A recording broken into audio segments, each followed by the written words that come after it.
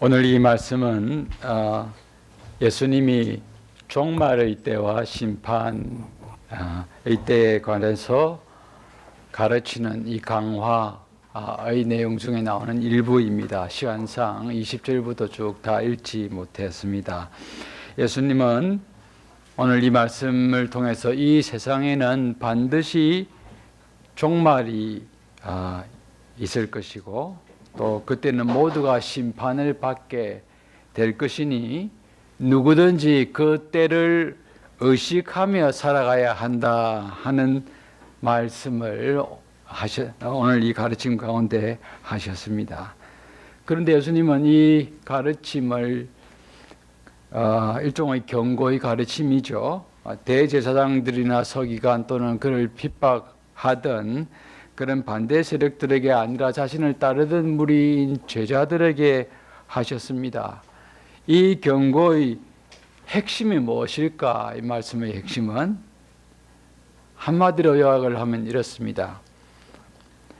종말과 심판은 갑자기 그리고 예상치 않게 임할 수 있을 것이니 너희들은 근신하면서 조심히 그날을 대비하면서 살아가야 한다 하는 것입니다.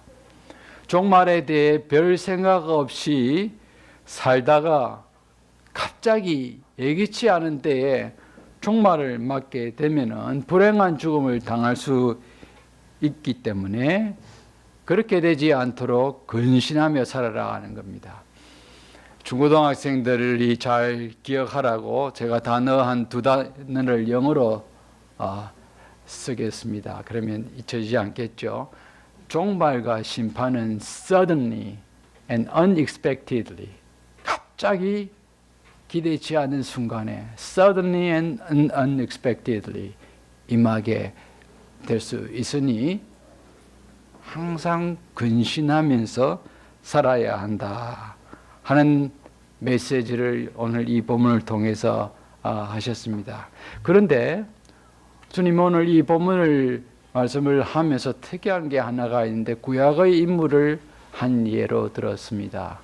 바로 롯의 처였습니다. 롯의 처는 천사가 직접 들려준 경고를 소홀히 여기다가 비참한 최후를 맞이한 여인으로 성경에 기록이 되어져 있지요. 근데 예수님께서 어떤 특정 인물을 직접 예로 언급한 경우는 이 롯의 처가 처음입니다. 롯의 처는 어떤 사람이었습니까? 그녀는 누구보다도 신앙의 특권을 누렸던 사람이었습니다. 당시에는 하나님의 계시가 문자로 기록이 되어지지 않던 시대였고 오직 하나님이 당신의 구원 역사를 아브라함을 통해서 시작하던 그때였습니다. 롯의 처는 아브라함을 통해 펼쳐지는 하나님의 구원 역사의 한 물줄기 속에 있었기 때문에 하나님의 역사를 직접 보고 듣는 그 특권을 누렸던 인물이었습니다. 롯의 처는 아브라함이 하나님의 부르심을 받고 갈대아 우르를 떠나 하란으로 떠났을 때 함께 합류했던 여인이었습니다. 어느 날 그리고 난 뒤 이제 롯의 일행과 목축들과 무리가 너무나 많아지면서 서로 목축 초지를 놓고 다툼이 일어나자 아브라함이 롯에게 너가 이 들판 중에서 택해서 거기서 정착하라. 거기 가면 나는 그곳에 가지 않고 다른 편으로 가겠다. 그렇게 했죠. 그럴 때 이제 소돔성을 롯이 택해서 들어갔습니다. 풍요로운 곳이었기 때문이었습니다. 그런데 어느 날 가나안의 그쪽의 5 나라 왕들이 롯이 살던 소돔성을 공격하여서 그 롯의 가족들과 그 많은 소돔성 주민들이 포로로 잡혀갔습니다. 그 소식을 접하게 된 아브라함이 듣자마자 바로 318명을 이끌고 추격하여 가서 포로로 잡혀간 부녀들과 롯의 조카 가족들을 다 구출해 내었습니다. 여러분, 근데 우리는 그냥 단순히 읽고 넘어가기 쉽지만은 5 왕들과 그 군사들을 318명으로 가서 공격해서 대성을 거두고 구출해 내었다. 그럼 이건 아무리 훈련이 잘 된 군사라 하더라도 이것은 쉽지가 않습니다. 하나님께서 놀랍게 역사하셨기 때문에 가능했습니다. 그러면 이 구약의 역사를 쭉 보십시오. 특별히 출애굽 이후에 이 모세의 영도하에서 출애굽한 이스라엘 민족들은 중다한 잡족, 이전 성경에는 그렇게 번역을 해놨습니다. 온갖 잡족들이 순수 혈통 이스라엘 백성만 출애굽한 것이 아닙니다. 하나님의 역사를 보고 여기 따라가면 살겠다라고 생각을 했던 많은 민족들이 따라 나왔습니다. 중다한 잡족이라 그랬습니다. 훈련은 되어지 않는 오합지졸들이었습니다. 그러나 광야 생활 40년 기간 동안 싸우면 싸우는 대로 승리했습니다. 물론 불순종했기 때문에 40년간 하나님의 훈련을 시켰지만요. 이스라엘 백성들이 군사력이 강하기 때문에 승리한 것이 아니었습니다. 하나님께서 싸우셨죠. 출애굽하고 난 뒤 홍해를 건너고 난 뒤 제일 먼저 출애굽기 15장에 모세의 노래와 미리암의 하나님에 대한 노래와 찬송이 기록이 되어 있습니다. 그때 여호와는 용사시니 God is warrior.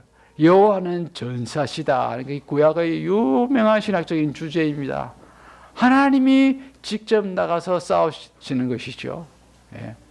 가나안 땅에 들어가서도 이스라엘 백성이 한 게 뭐가 있었습니까? 깃발 들고 앞서 나가는 여호수아를 따라간 것밖에 없었습니다. 돌에 행진한 것밖에 없었어요. 하나님이 다 하셨습니다. 예. 이미 철기 문화 속에 놓여 있던 가나안 족속들에게 병거가 다 있었습니다. 병거. 배너 영화에 보면 거기 병거 있죠. 그 철병거와 마차를 이미 소유하고 있던 가나안 족속들에게 아직 청동기 문화를 벗어나지 못한 이스라엘 백성들이 어떻게 싸워서 이길 수 있었겠습니까? 하나님께서 하신 것입니다. 아브라함 마찬가지입니다. 하나님이 하심으로 가나안 5 왕들을 다 대파하고 다 구출해내는 현장. 롯의 처는 목도하였죠. 이 길에 놀라운 길이 하나님의 역사가 있는 거구나.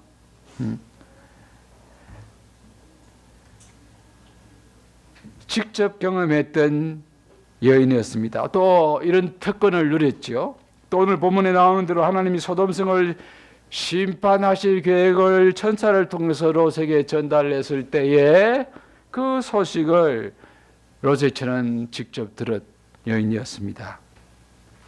이처럼 놀라운 신앙의 특권을 누렸지만 롯의 처는 이것을 귀하게 여기지 아니했습니다. 하나님의 구원 역사에 자기가 일원이 돼서 동참만 다하는 생각은 더더욱 없었고 그런 마음도 없었습니다. 이 여인은 남편 롯을 따라서 소돔과 고모라의 넓은 들을 택하여 들어갔고 그곳에 정착해서 살았습니다. 소돔성은 기름진 땅을 가지고 있어서 늘 소출이 풍성한 그러한 곳이었습니다.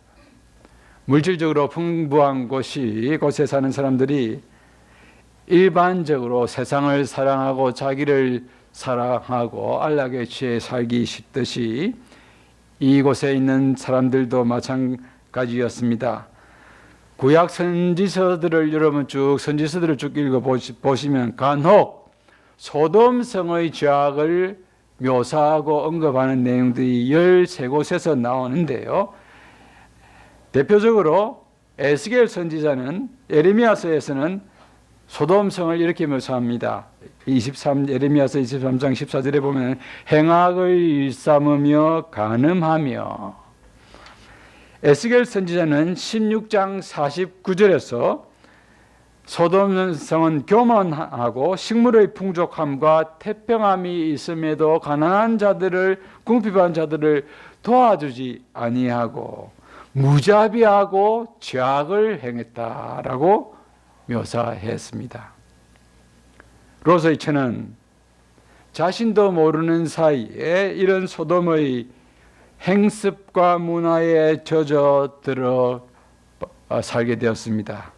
자기도 모르는 사이에 점점 영적인 눈이 어두워졌고 영적 신경이 무뎌졌습니다.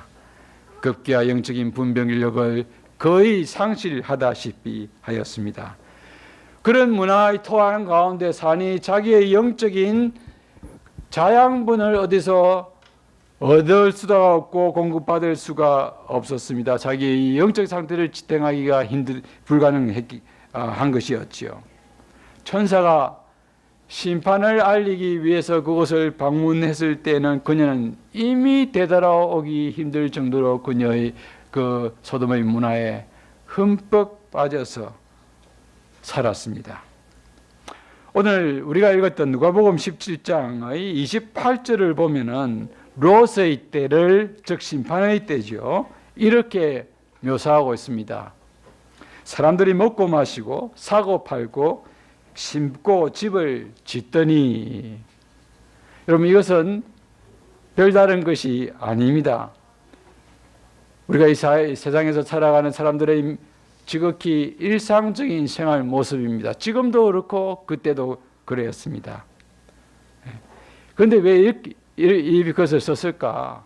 사람들이 지극히 일상적인 삶에 매몰되어서 살고 집 짓고 소유를 누리고 결혼하고 하는 이 세상적인 것들에 가치를 부여하고 누리는데 행복을 가치를 부여하고 또 그것을 얻을 때 행복을 누리면서 살아갔다 하는 것을 그냥 묘사하는 것입니다.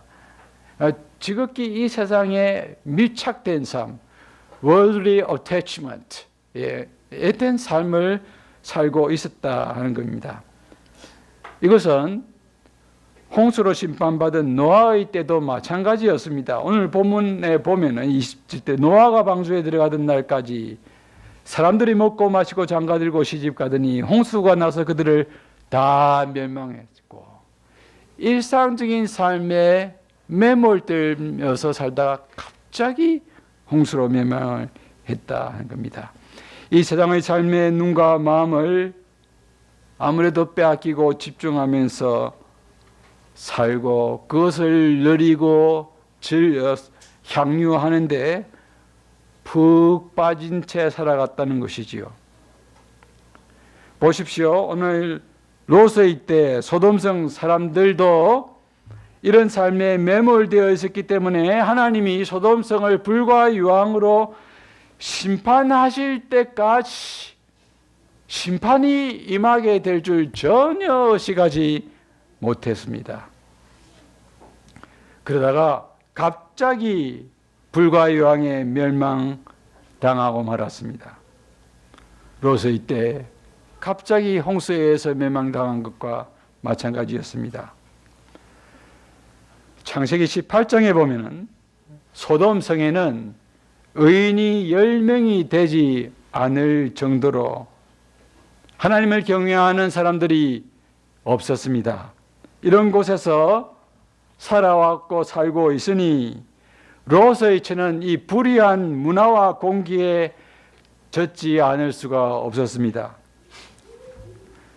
성도 여러분, 성도는 혼자서는 건강한 신앙생활을 유지해 가기가 어렵습니다. 하나님 중심, 교회 중심, 성경 중심으로 살려고 하는 사람들과 함께 신앙생활 하는 것이 우리들의 영적인 삶에 얼마나 중요한 것인지 모릅니다. 내 주위에 주의 교회와 나라에 헌신하며 살려고 하는 사람들이 얼마나 있는가, 내 주위에 신앙의 좋은 자들이 있고 나를 위해서 기대해 주는 성도가 있느냐 하는 것이 얼마나 중요한지 모른다 하는 것입니다. 그런 의미에서 오늘 가나안 성도는 자기 생각과는 달리 신앙생활을 하는 성도라고 말할 수 없습니다. 예? 자기 주위에 신앙생활을 제대로 하는 의인의 회중이 있느냐, 자기가 그 회중에 속해 있느냐 하는 게 얼마나 중요한지 모른다는 겁니다. 예? 가나안 성도, 예? 자기 혼자만 어렵죠. 교회 가봐야 뭐 교회 안 나가죠. 교회 안 나가. 예. 그러나 그런 사람은 신앙생활을 할 수가 없습니다. 요즘 우리 중고등학교 학생들이 어떠한 학교의 분위기, 시대적 분위기 속에서 살아가고 있는지 우리 부모님들 좀 아십니까? 요즘 중고등학생들 복음화율이 3%라고 합니다. 중고등학생들 한 학급이 30명입니다. 요즘은 30명 중에 한 명만 예수를 믿는다 하는 겁니다. 이것은 중고등부 학원 복음화 사역을 하는 간사들 통계입니다. 공인된 통계입니다. 대학생은요 4%입니다. 한과에 이제는 제대로 예수 믿는 학생들이 한 명 내지 두 명밖에 되지 않는다는 것입니다. 그러니 우리 중고등학생들이 하나님을 섬기면서 하나님의 말씀을 삶을 교훈으로 삼아서 살아간다는 것이 얼마나 지금 어려운지 모릅니다. 학교에서 성경의 기준에 따른 말을 하다가는 왕따를 당하기 일쑤입니다. 이방인 취급, 외계인 취급을 받습니다. 네? 심지어 동성애가 뭐가 나빠? 자기들이 서로 좋아한다는데 뭘 야단이야? 뭐가 그렇게 문제가 돼? 오늘 중고등학교 분위기가 이렇습니다. 하나님이 남자와 여자를 서로 다르게 창조하시고 남자의 결합을 통해서 한 몸을 이루고 그 한 몸을 이룬 것에 대한 선물로 하나님이 자녀를 주시고 경건한 자식을 낳아서 하나님이 이 세대를 이어가게 하시고 하나님의 나라를 만들어 가시려고 하는 이 놀라운 창조의 계획이 하나님 만드신 창조의 질서임을 우리는 믿고 고백하지만은 이 세상 사람들은 그렇게 받아들이지 않습니다. 도덕이라는 것도 social construction, 시대와 사회가 만들어가고 합의하면 만들어가는 것이다라고 생각을 합니다. 남녀의 결합만이 가능하냐? 두 사람의 결합, 예. 또 결혼으로 인정하자는 것이 지금 이 선진국의 주 흐름입니다. 동성결혼을 합법화한 나라들이 지금 23개의 국가가 되었습니다. 우리나라는 지금 물 밑에서 여러분들이 모르는 사이에 지난 선진국이 했던 30년간의 단계를 거치도 않고 그냥 순식간에 헌법을 바꾸려고 했습니다. 혼인조항을. 지난 2018년 1월에 만든 헌법개정소위원회에서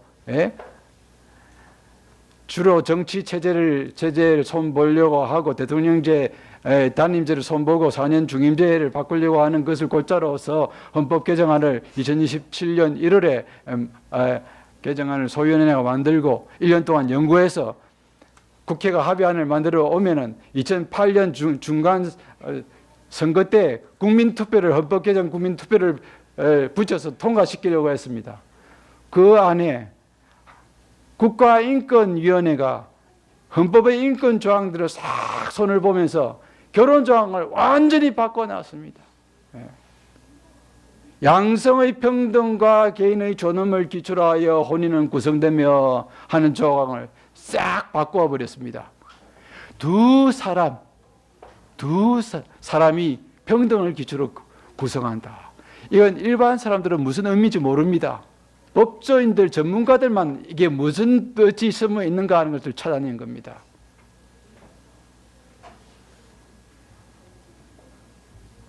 요즘 우리 자녀들이 이런 것을 소수자 인권, 성적 자기 결정권이라고 그럴싸하게 칭하는 그런 자유주의 이 흐름이 도도히 흐르는 진보적 흐름이 주도하는 이 교사들이 만들어 놓는 국의 학생 인권 조례,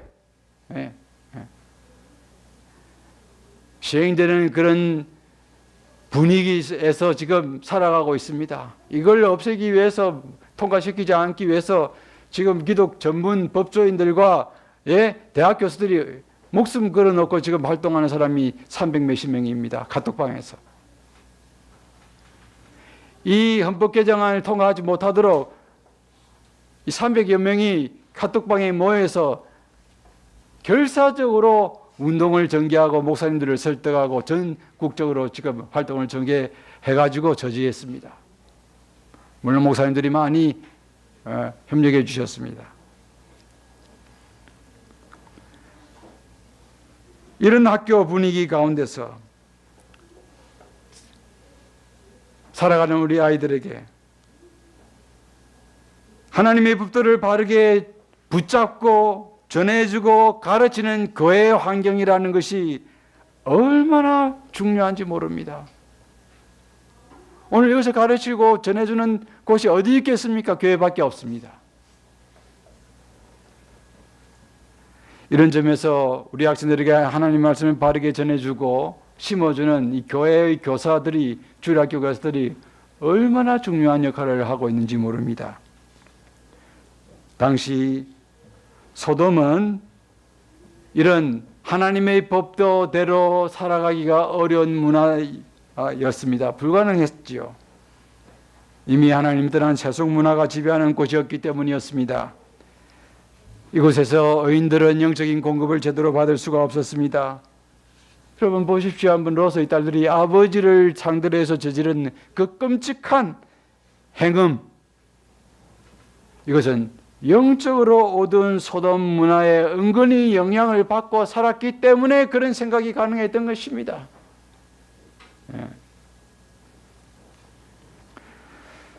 성도 여러분, 오늘 우리 자신들을 한번 돌아다 보십시다.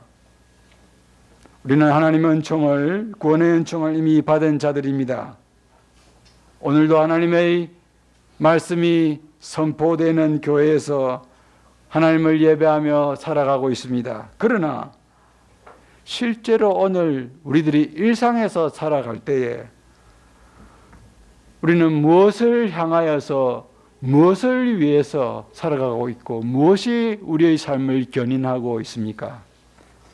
하나님의 나라와 하나님의 영광입니까? 아니면 솔직히 말하면 이 세상에서 좀 잘 되고 싶어하는, 더 누리면서 살고 싶어하는 욕망 때문입니까? 우리가 이전에 받았던 그 신앙의 유산과 전통, 하나님의 은혜, 구원의 감격이 과연 오늘 현재 나의 영적인 건강을 견인해 가고 있습니까?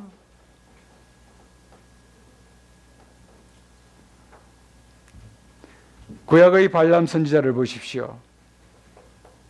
그는 여호와의 뜻을 알고 전하는 선지자임에도 불구하고 모압 왕 발락의 끈질긴 회유에 결국 넘어가서, 모압 왕 발락이 민수기에 보면 이스라엘 백성이 광야를 쭉 통과하면서 큰 나라들을 다 패퇴시키고 승승장구하며 지나가는 것을 보고 자기 또 거기에 당할까 싶어서 발람 선지자를 불러서 이스라엘 백성을 저주해 줄 것을 요청하죠. 예. 하나님께서 몇 번 가지 못하도록 막아줬지만 결국 발람 선지자는 그 초청에 응합니다. 그러나 응해가는 길에서 하나님께서 저주하지 못하도록 하시죠. 초청에 응해서 결국 가지만은 회유에 빠져서 결국 갔지만은 저주 대신 축복을 하는 내용이 민수기에는 기록이 되어 있습니다. 그러나 이것은 다가 아닙니다. 신약 성경에 보면 세 차례 세 곳에서 발람이 구약에서 기록되어지지 아닌 어떤 일을 했는가 하는 것을 기록을 해놓고 있습니다. 신약 성경 보면은 베드로후서에는 발람을 가리켜서 바른 길을 떠나 미혹되어 불의의 삭을 사랑하여 불법을 행하다가 나귀에 의해 책망을 받았다 라고 베드로후서 2장 15절 16절에 기록해 놓고 있습니다. 유다서 11장 요한계시록 2장에 보면은 사도 요한은 계시록에서 발람을 이스라엘 백성을 행음하게 했다. 불의의 삭을 위하여 갖고 결국 행음하게 했다 했습니다. 이스라엘 백성을 저주하지는 않았지만 이스라엘 백성을 쓰러뜨릴 수 있는 방법을 발락 왕에게 가르쳐 주었습니다. 이방 여인들을 데리고 와서 같이 살게 하고 그것과 같이 결혼하게 하고 결국 행음하며 이방 신을 우상을 섬기도록 유도했다는 것이죠. 발람 선지자의 끝을 보십시오. 사도행전 5장에 나오는 아나니아와 삽비라를 보십시오. 이들은 성령의 역사로 복음의 역사가 왕성하게 전해지는 일어났던 초대 예루살렘 교회의 일꾼이었습니다. 그들은 바나바가 그랬던 것처럼 자기의 소유를 팔아서 베드로 사도 앞에 다 갖고 왔습니다. 그러나 일부를 감추어 둔 채 전부를 다 드리는 채 하다가 그 자리에서 즉사하고 말았습니다.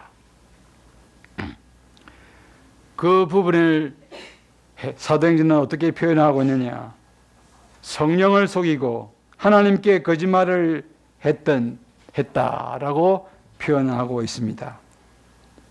그들은 돈과 명예를 다 함께 추구하다가 갑자기 예기치 않게 불행한 최후를 맞이하게 되었습니다. 바울의 동역자 데마를 보십시오. 데마는 바울을 수종 들어 선교 여행에 동참했던 동역자였습니다. 바울이 로마에서 체포되어 투옥되었을 때 1차 투옥 때까지 함께 있었습니다. 그러나 바울이 2차로 투옥되었을 때에 데마는 바울을 버리고 데살로니가로 떠나갔다고 했습니다. 성경은 딱 한 곳에서 데마의 모습을 이렇게 표현합니다. 디모데후서 4장 10절에 보면은 데마는 세상을 사랑한 고로 지극히 개인적인 이유 때문에 이제는 바울을 버리고 데살로니가로 돌아갔다고 했습니다. 우리는 이런 예를 통해서 우리가 지난날 누렸던 그러한 은혜의 특권이 지금 현재 우리의 영적인 안녕을 자동적으로 보장해 주지 못함을 잘 알 수가 있습니다. 여러분, 오늘 우리들은 어떻습니까? 오늘 우리 교회가 속한 우리 교단의 초창기 선조들은 하나님만을 섬겨야 한다는 제1계명을 끝까지 지키기 위해서 신사참배를 끝까지 반대하고 반대운동을 전개하다가 체포되어서 투옥되어 옥고를 치른 자들이었습니다. 이들은 1계명 진리의 말씀을 끝까지 지키기 위해서 옥고를 지는 사람들이었습니다. 그래서 이들을 가리켜서 교회 사가들은 이들이 추록되었을 때, 해방 직후에 추록되었을 때 이들을 가리켜서 추록 성도라고, 또 한편으로는 수진 성도라 표현을 했습니다. 수진 성도, 진리를 수호하고 지키기 위해서 목숨을 바친 성도라는 것이죠. 그런데 오늘 이 수진 성도의 후예라고 자처하는 오늘 우리 고리파 교회 성도들은 과연 이 신앙 유산대로 하나님의 말씀을 그대로 지키기 위해서 얼마나 우리가 몸부림을 치고 있습니까? 오늘 이 수도권에 사는 교인들의 상당수는 진리보다는 잘 갖춰져 있어서 신앙생활하기에 부담이 없고 편한 교회, 설교가 아주 달콤하게 전해지는 그러한 교회, 이러한 교회에서 신앙생활하기를 좋아합니다. 오늘 이 수도권의 대표적인 신도시 일산, 분당, 용인, 말씀 좀 잘 전하고 잘 갖춰져 있고 하는 교회, 그런 목사들이 사역하는 교회는 그냥 진공성 청소기처럼 교인들을 빨아들입니다. 그만큼 은혜로운 말씀을 전하니까 또 은혜 말씀을 듣기 위해서 찾아다니는 성도, 그렇게 나무랄 수는 없지요. 그러나 자칫 달콤한 설교, 말랑말랑한 설교, 축복과 위로를 전하는 설교, 소위 요즘 많이 쓰는 말로 웰빙과 힐링 강조하고 전하는 그런 목사, 그런 설교에 젖어들게 되면은 그럼 십자가라든지 자기 부인이라든지 고난이라든지 이런 말들은 여러분 소화할 수가 없어요. 마치 입에 까칠까칠한 잡곡밥을 씹고 먹는 것처럼 소화가 잘 안 되는 것이죠. 오늘 많은 교회들이 왜 웰빙과 힐링을 전합니까? 성도들이 그런 설교를 듣고 싶어 하기 때문입니다. 목사들이 그 성도의 요구에 맞추기 위해서 어떻게 하면 하나님의 복을 받는가 전합니다. 경영 전문가처럼 복 받는 비결을 가르칩니다. 사회생활에서 상처받고 피곤해 있는 성도들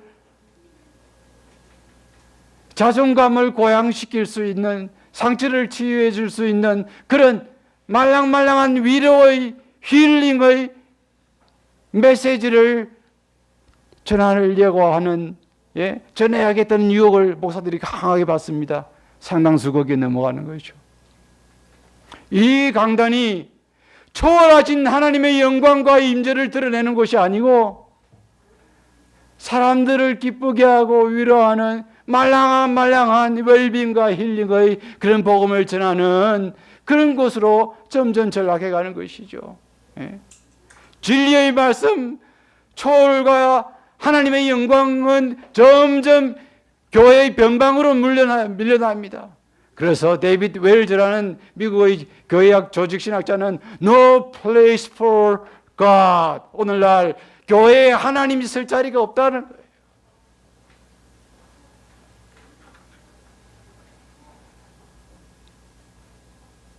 죄를 지적하고 인간의 비참함을 보여주고, 그래서 회개밖에, 하나님 앞에 나오는 길밖에 살 길이 없다 하는 것을 교회가 말씀으로 가르쳐야 하는데 교회는 너무 정반대의 말씀을 가르칩니다.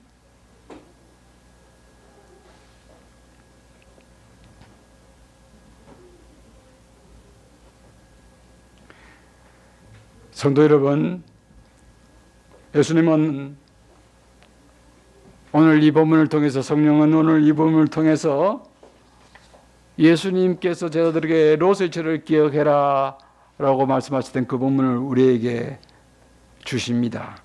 창세기 19장 26절에 보면 당시 롯의 처를 이렇게 딱 한마디로 묘사하고 있습니다.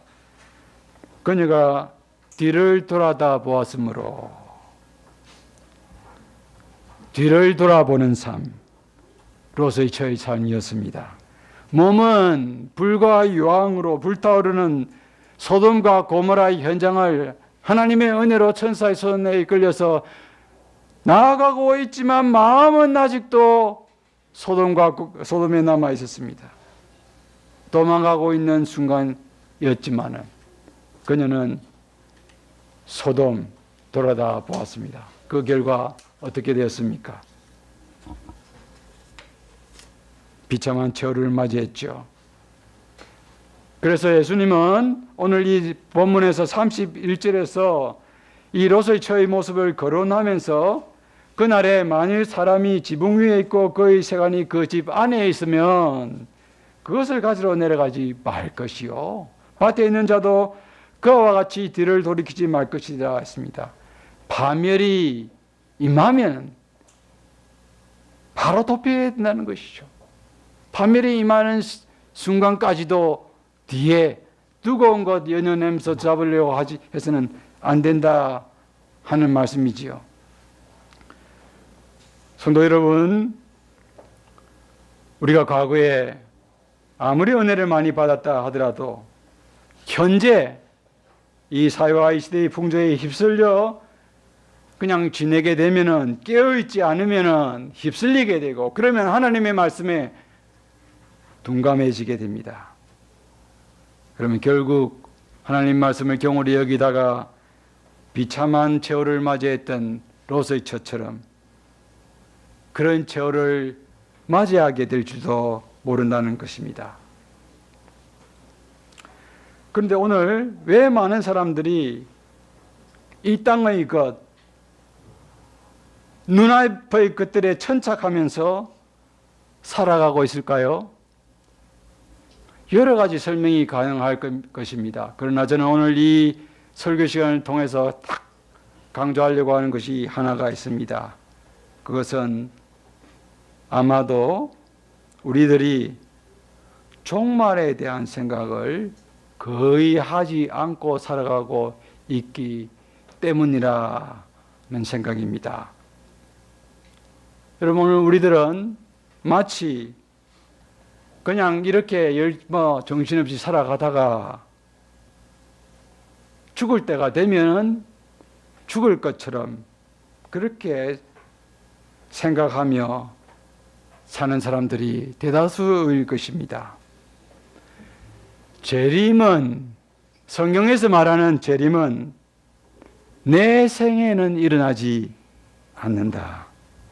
내 때에는 예수님이 재림이 일어나지 않을 것이다. 실제로 우리는 그런 생각을 하며 살아갑니다. 그런데 제가 어릴 때 60년대 어릴 때 주일학교 다녔을 때도 어른 예배에 가서 예배드리기를 좋아했는데, 어른 예배 참석해 보면은 종종 종말과 재림에 대한 설교를 하는 것을 들을 수가 있었습니다.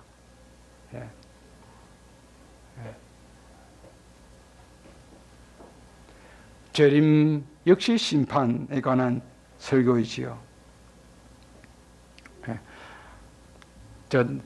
점심 먹고 난 뒤 목사님 방에서 오늘 오후에 설교할 원고를 한 번 더 천천히 살펴보고 있는데 화련이가 들어왔습니다. 한 번 들어왔다가 뒤끝 보고 가더니 또 일단 작심한 듯이 그 다음에는 와가지고 아예 자리를 잡고 앉았습니다. 이런저런 말을 했습니다. 온갖 걸 다 물어봤습니다. 목사님, 왜 어디 살아요? 왜 이거에 안 나오지 않아요? 에서부터 쭉 다 물어봤는데요. 설교하러 오셨어요에서부터. 그런데 하나님, 목사님 오늘 설교 좋았어요. 그래서 제가 참 이 마음이 너무 은혜를 받아가지고 하느님 설교 오늘 알아들었어? 예, 알아들었다. 예. 그러고 보니 제가 초등학교, 국민학교 때 목사님 설교 알아들었던 거 기억이 나는 거예요. 예. 완벽하게 알아듣지 못했지만 하느니가 지금 8살이니까 예. 상당수는 의인의 회중에서 자라며 설교를 들었던 아이들은 듣는 것이요, 성령의 역사로. 예. 그러면서 이제 뭐 제가 할인하고 이렇게 이야기하는 게 너무 좋은 거예요. 아주 위로도 많이 받고 격려도 받고 하니까. 그래서 이제 뭐 이 말이 이렇게 길어졌는데요. 뜬금없이 이런저런 하다가 할인이가 저보고 목사님 영화 뭘 보세요? 갑자기 영화 이야기가 나왔습니다. 아마 최근에 무슨 영화를 봤기 때문에 그런 생각했던 거죠. 그래 제가 갑자기 대답할 말이 없었습니다. 예. 그랬더니 그래서 할인이는 물었대. 예, 저는 죄와벌을 봤어요. 그래 아마 예 최근에 뭐 한국에서 1000만 관객 동원했던 그 영화인 것 같은데요. 그러면서 지옥 나오는 영화였어요. 지옥 나오는 영화. 무서운 영화였어요. 그래서 제가 좀 내가 할인님 그 영화 중에서 어떤 것들이 무서웠어? 그런데 하나도 안 무서웠어요. 갑자기 이제 또 말이 그렇게 변했습니다. 왜? 그러니까 여러 번 보니 안 무섭더라는 거예요. 여러 번 봤다는 거예요. 익숙해진 거죠. 익숙해지면서 이것이 현실이 아니라 영화다, 가상이다 하는 것을 어느 정도 본 것이죠. 무덤덤해지는 거죠. 거기에 대해 처음 볼 때의 느낌이 사라진 것이죠. 예.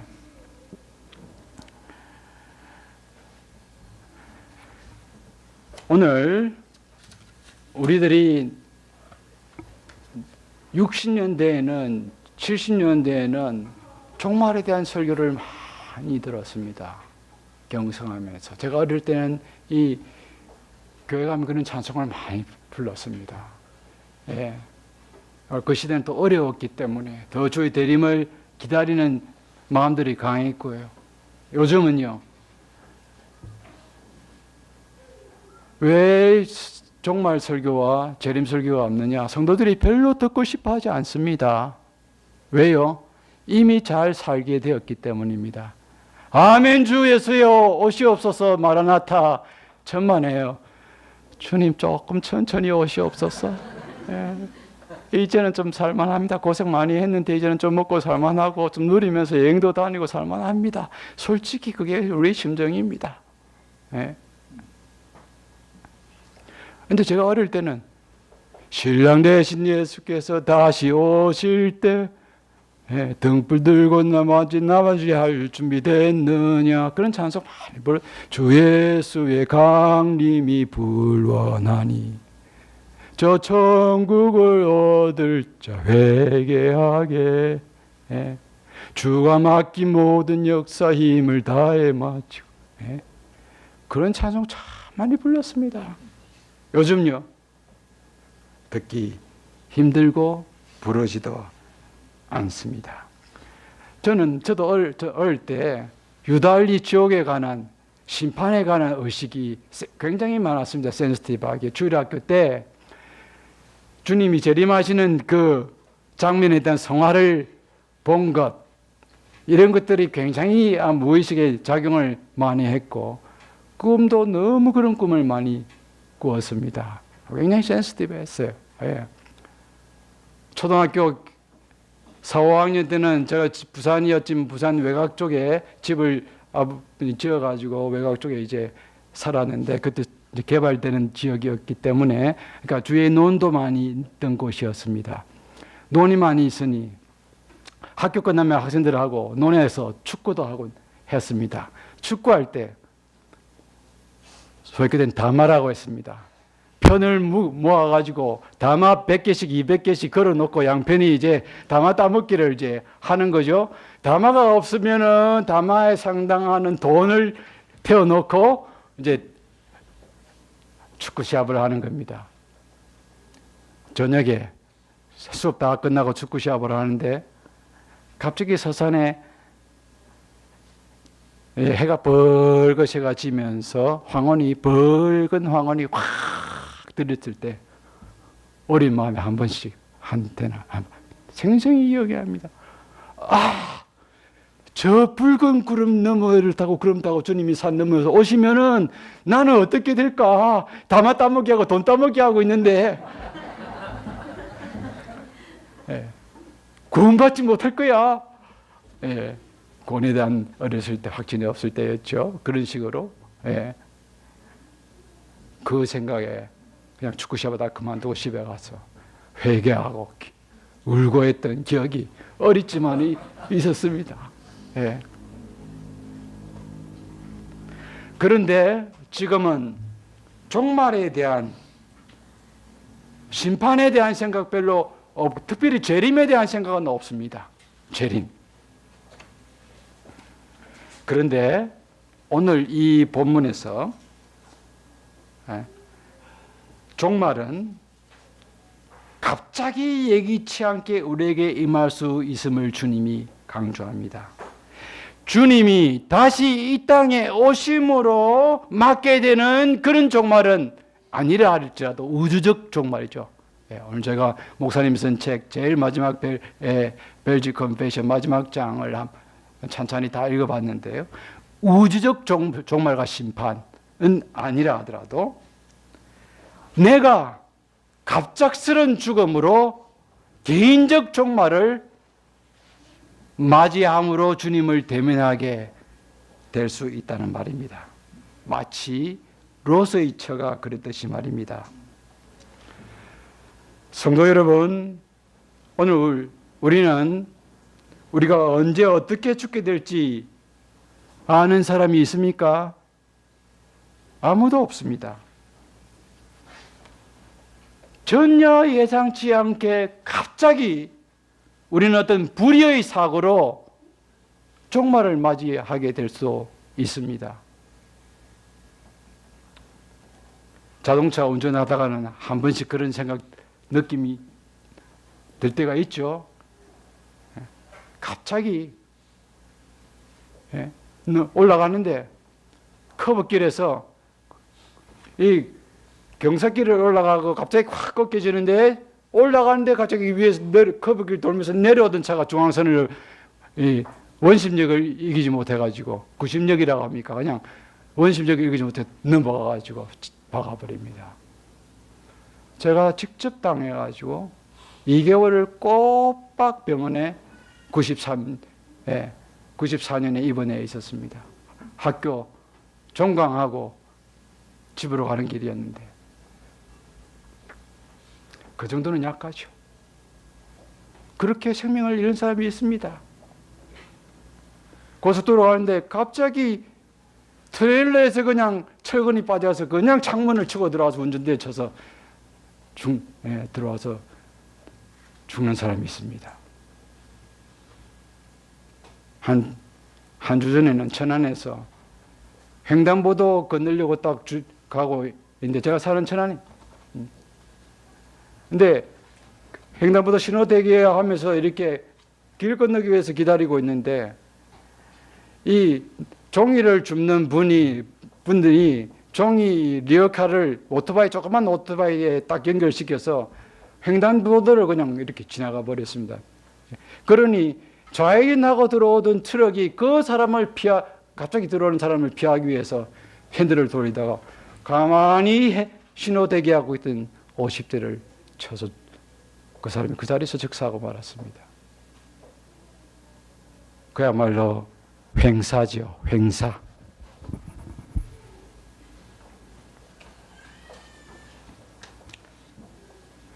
저는 원장이 되어서 전국을 돌아다니는 일이 많아졌습니다. 작년 가을에는 제가 출석하는 교회, 안양일침교회 9월, 10월, 11월, 12월 딱 한 번 밖에 가지 못하고 전국을 돌아다녔습니다. 감사하게도 전국의 교회들이 많이 초청을 해줬기 때문이었습니다.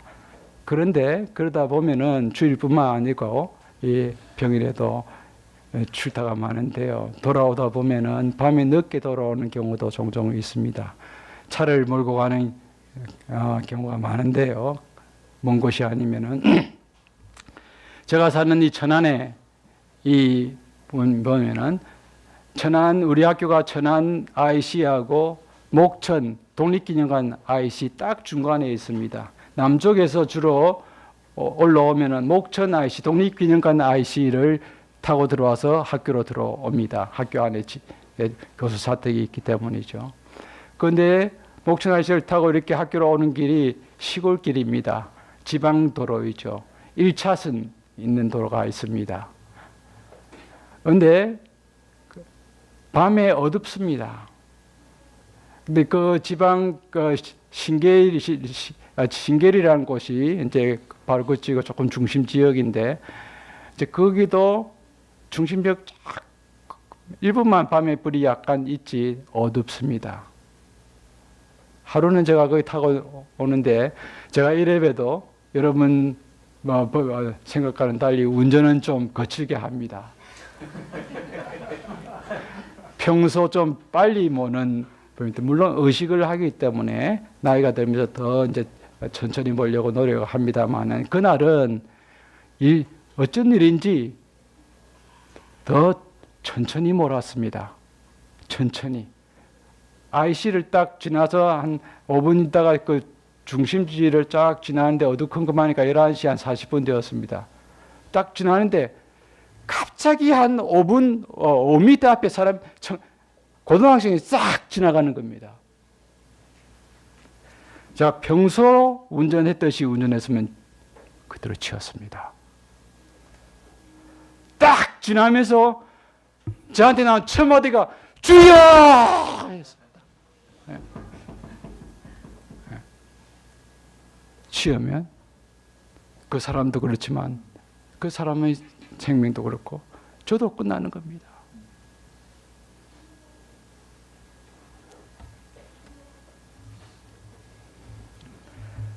언제 어떻게 우리가 종말을 맞게 될지 화를 당하게 될지 모르는 것입니다.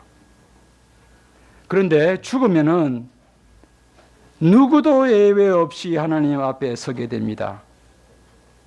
하나님 앞에서 의의 심판을 받게 됩니다. 더러는 우리들은 다 구원을 받게 되겠지만은 부끄러운 구원을 받게 될 수도 있을 것입니다. 롯의 처나 소돔 사람처럼 세상에 몰두하며 정신없이 살다가 갑자기 죽게 되는 사람들은 구원받지 못하게 될 것입니다.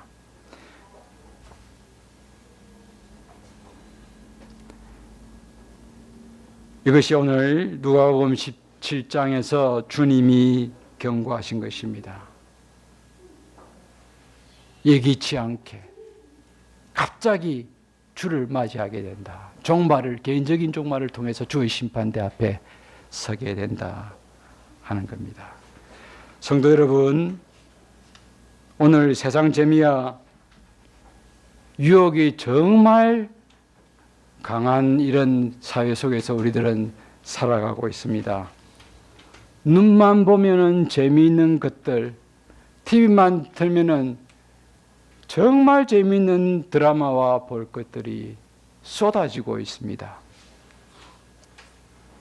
롯의 처가 살던 그때하고는 비교할 수 없을 정도로 어려운 삶을 살기가 힘든 시대 속에 우리는 살아가고 있습니다. 우리의 영적 삶과 영적 신경을 무감각하게 만드는 것들이 널려 있습니다. TV, 스마트폰, 유튜브, 이것이 오늘 우리 영적 신경을 무디게 만든다고 하면은 우리는 이것을 좀 과감하게 끊을 수 있고 줄일 수 있어야 하겠습니다. 주님을 위해서 이런 것 좀 줄이고 손해보면은 이것과는 비교가 되지 않는 신령한 복을 주님께서 우리에게 주실 것입니다. 눈 감기 아깝죠? 봐야 재밌는 것들이 너무나 많은데 봐야 되는데 눈 감기 아깝잖아요. 눈 감아야 새벽기도 나올 수 있지요. 네. 네.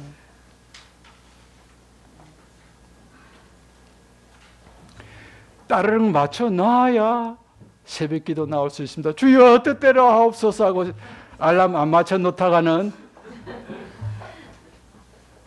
안 나가겠습니다. 그 말이죠. 저도 마찬가지입니다. 저도 새벽에 어떨 때는 1시, 2시 내려오는데 유혹이 있습니다. 5시 20분에 제가 딱 맞춰서 일어나는데요. 6시 새벽 기도입니다. 학생들은 같이 하는데 그냥 자. 그 말은 그냥 자고 싶은 거죠. 예. 새벽 기도 나가지 않는다 죽는다 생각하면은 맞춰놔야죠. 낮에 좀 낮잠 어떻게든지 자더라도. 예.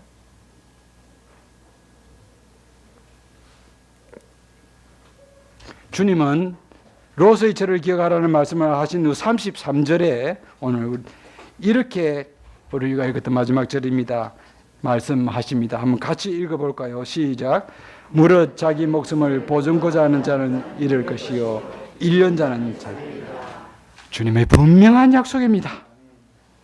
주님을 위해서 이곳에서 좀 단순하게 살고 불편하게 살면서 주의 나라와 의를 위해 사는 자들은 종말을 맞을 때에 주님으로부터 영원한 상급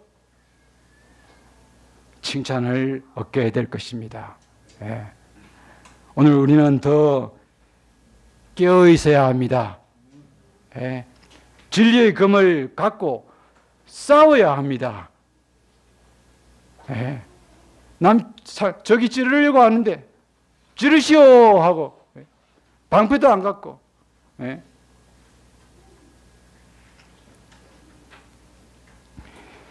이 세상 풍조에 대적하며 살아가야 합니다. 그래서 종말이 내 생애에 suddenly and unexpectedly 하게 임한다 하더라도 당당하게 주 앞에 당당하게 설 수 있는 사람이 누가 있겠습니까?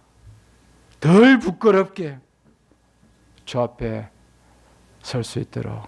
그래서 주님으로부터 착하고 충성된 종아, 내가 저건 일에 수고했다. 큰 잔치, 내가 베푼 잔치에 참여해라. 그런 말을 들을 수 있도록 늘 그날을 의식하면서 여러분 그렇게 살아가야 하겠습니다. 여러분 오늘 이 본문에서 주님이 주신 말 롯의 철을 기억하라. 롯의 기억을 기억하라. 사탄이 세상적인 가치로 이런저런 형태로 위장해서 나를 유혹하고 혼미하게 할 때에 롯의 철을 기억하라 하는 주님의 명령 되새기면서 주님 앞에 설 때를 늘 의식하면서 조금 더 두렵고 떨림으로 경성하면서 더 주의 일에 힘쓰면서 살아가는 그런 성도들이 되시기를 진정으로 바랍니다.